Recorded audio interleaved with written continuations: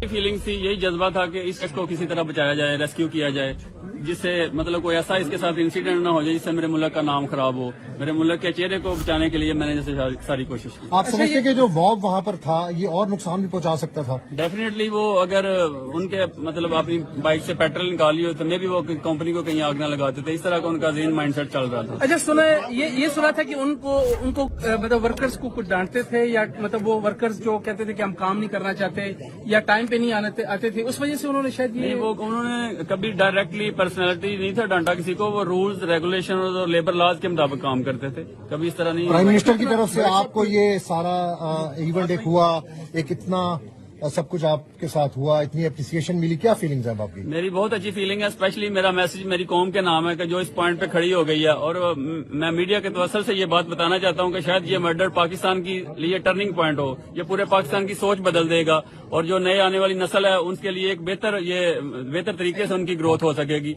और हम इस तरह के इंसिडेंट्स होने से बच जाएंगे।